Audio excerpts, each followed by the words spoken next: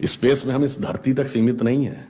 हम वो पहली संस्कृति हैं जिसने तारों की भाषा दुनिया को सिखाई, जिसने नक्षत्रों को संज्ञा दी, जिसने आकाश से गंगा निकाली और जिसने सागर पर सेतु बनाया।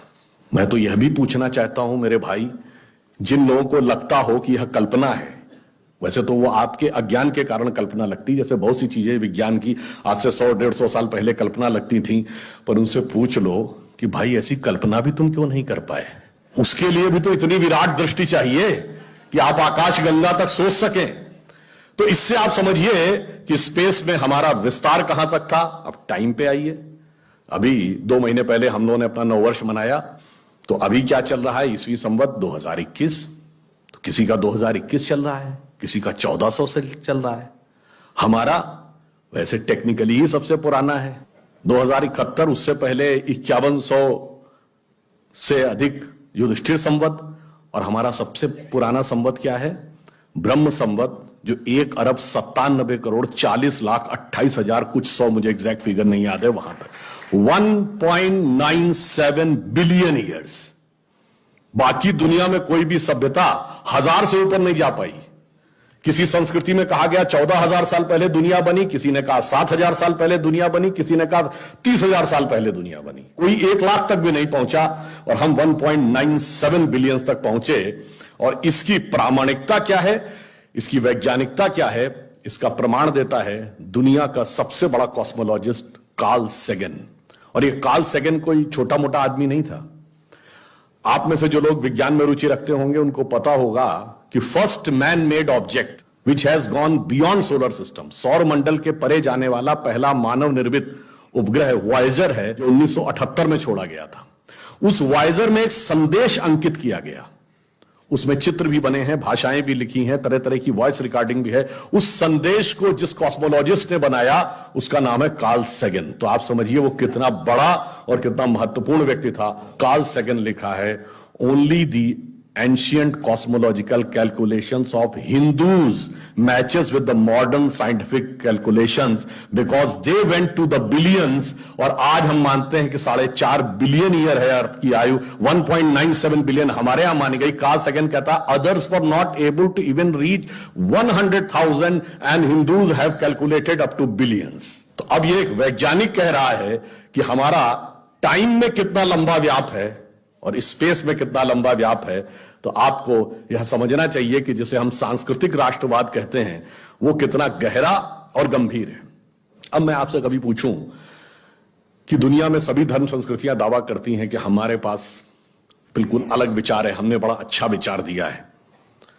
अगर हम आपसे पूछें कि हमारी संस्कृति में ऐसा क्या है जो दूसरे में नहीं है, बहुत से लोग कहेंगे साहब उसमें बड़ा सदाचरण की बात कही गई, नैतिकता की बात कही गई। तो लोग कहेंगे ठीक है भाई, दूसरी जगह भी कही गई, शायद कोई फॉलो करता है या नहीं करता।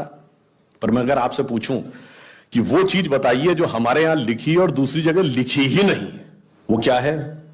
आप सबने नाम सुना होगा, Vedic mathematics. Have you ever heard of mathematics as a part of religious text? ये सिर्फ हमारे यहां है। गणित धार्मिक पुस्तक का हिस्सा है।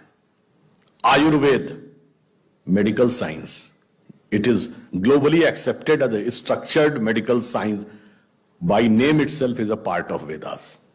मेडिकल साइंस धर्म ग्रंथ का हिस्सा हो, गणित धर्म ग्रंथ का हिस्सा हो, ये दुनिया में कहीं नहीं। बाकी जगह विज्ञान और गणित का धर्म से संघर्ष है, हमारे यहां वो धर्म ग्रंथ से उद्भूत हो रहे हैं। ये फंडामेंटल डिफरेंस है हमारे और उनके बीच में। और इतना ही नहीं, मैं कभी आपसे, आप लोगों ने ध्यान दिया हो अगर गणित की जो खोज है, वैसे तो बहुत सारी चीजें थी जो अंग्रेजों के आने के बाद छुपा दी गई, क्वाड्रेटिक इक्वेशन हो, अलजेब्रा हो, ट्रिग्नोमेट्री हो, ये सारी चीजें। मगर एक ऐसी चीज है जो कमोबेश सभी लोग मानते हैं, चलो ये तो मान ही लेते हैं कि भारत ने दिया। वो क्या था? शून्य। अब कहा जाता शून्य किसने दिया? आर्यभट्ट ने खोजा। अरे भाई आर्यभट्ट ने खोजा नहीं, आर्यभट्ट की किताब में पहली बार तुमको लिखा हुआ मिला। अगर आर्यभट्ट ने शून्य खोजा तो बौद्ध मत में शून्यवाद का सिद्धांत कहां से आया? वो तो आर्यभट्ट से पहले के थे। और ये बताइए कौरवों की 18 अक्षौणी सेना से लेके भगवान राम की जन्म कुंडली बन रही थी, वो बगैर शून्य के बन रही थी।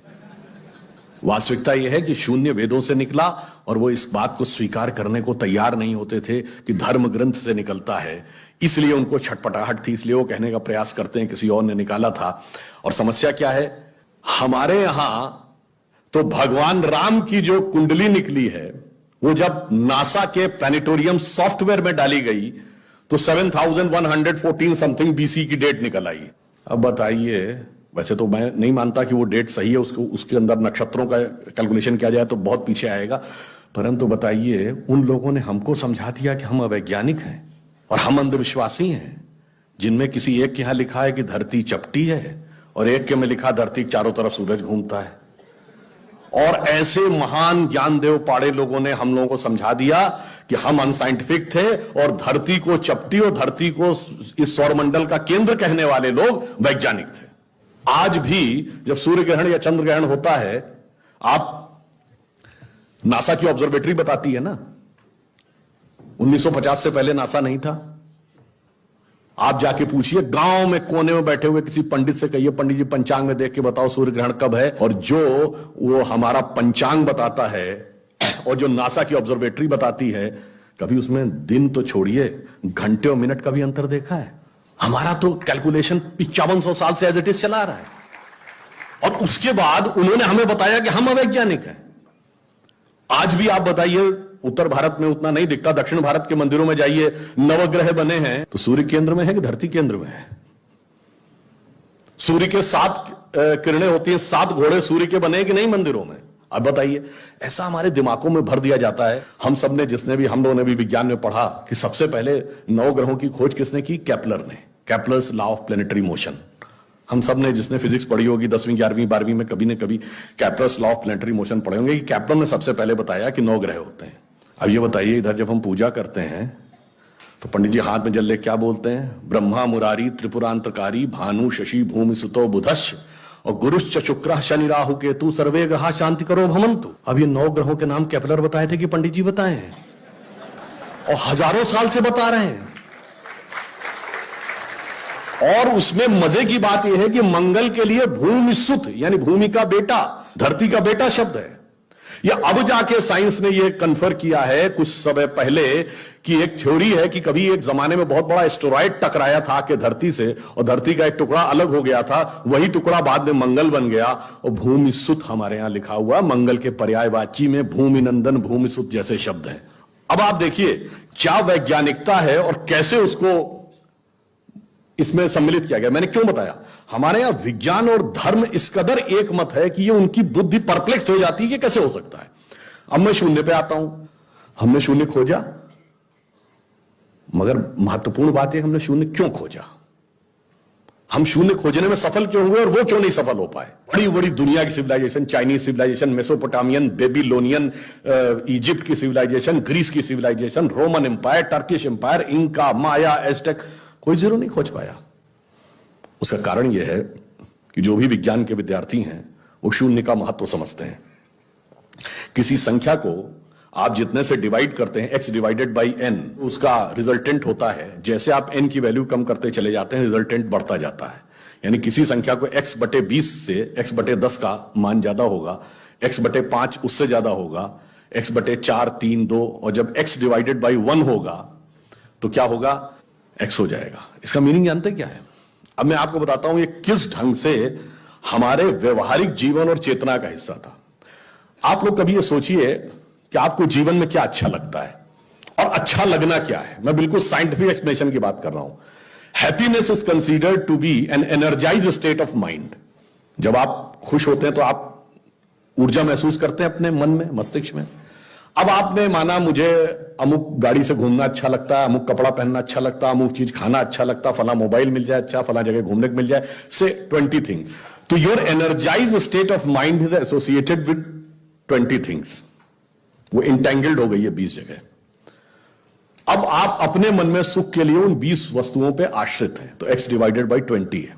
अब मान लीजिए आपने आत्म संयम किया और 5 चीजों से अपना मन हटा लिया, तो x डिवाइडेड बाई 15 हो गया, नेट रिजल्टेंट बढ़ गया। क्यों? वो ऊर्जा जो उन 5 पदार्थों के साथ संलिप्त थी वो आपने बचा ली, तो वो आपके अंदर रह गई, तो by law of conservation of energy आपका एनर्जी लेवल बढ़ गया। जब आप x/10 पे आ गए, एनर्जी लेवल और बढ़ गया, और संयम किया, 5 चीजों पे आ गए, एनर्जी लेवल और बढ़ गया।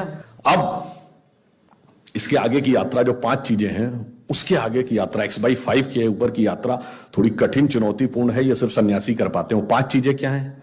भोजन, वस्त्र, आवास, श्वास और ईगो, अस्तित्व। तो सबसे पहले क्या छोड़ते हैं? आवास। कहते हैं ना कि करतुल भिक्षा तरतुल वास। अब सन्यासी का कोई घर नहीं होता, तो x/4 हो गया, independent of house, no need. फिर क्या आता है? वस्त्र छोड़ते हैं, नागा साधु या दिगंबर जैन। अब चेतना उस अवस्था तक पहुंच गई जहां दिशा ही आपको अपना वस्त्र नजर आने लगती है, x/3 हो गया। अब भोजन। अब कॉन्शियसनेस उस लेवल पे पहुंचती है जहां पर उसको ऊर्जा लेने के लिए पदार्थ की जरूरत नहीं है, वो सीधे कॉस्मिक एंगल से एनर्जी ले सकती है। जैसे आपने सुना होगा, बहुत से ऐसे महात्मा होते हैं महीनों महीनों तक नहीं खाते। वो एक स्टेज आती है जब आप उस अवस्था में पहुंच जाते हैं कि आप सीधे कॉस्मिक एनर्जी को ग्रहण करने की स्थिति में आ जाते हैं, आपको मटेरियल एनर्जी की जरूरत नहीं। तो x/2 हो गया। अब है श्वास एंड योर एग्जिस्टेंस। जब तक मेरी सांस चल रही है तब तक मैं हूं, पर जिस क्षण आप श्वास को भी नियंत्रण करने की क्षमता प्राप्त कर लेते हैं, your consciousness become independent of your breathing. मैं चाहूंगा तो मेरी सांस चलेगी, जब नहीं चाहूंगा तो सांस नहीं चलेगी, फिर चाहूंगा तो सांस चलने लगेगी। यह अवस्था होती है समाधि की अवस्था। तो आप x/1, तो x/1 is equal to x। अब आपने आत्म स्वरूप का साक्षात्कार कर लिया, परंतु एक चीज रह गई, मेरा एग्जिस्टेंस, मैं एक एंटिटी हूं, मैं एक व्यक्ति हूं, मैं एक पुरुष हूं, मेरा नाम है, वो तो है ना। जिस क्षण आप अपने कॉन्शियसनेस को अपने एग्जिस्टेंस से इंडिपेंडेंट कर लेते हैं, तो n की वैल्यू क्या हो गई? 0। तो x/0 is equal to infinity. तो अनंत की यात्रा शून्य से होकर जाती है, और हम अनंत खोज रहे थे, इसलिए हम शून्य को खोजने में सफल हुए। यह मूल कारण है कि हम भारतीय शून्य को क्यों खोज पाए।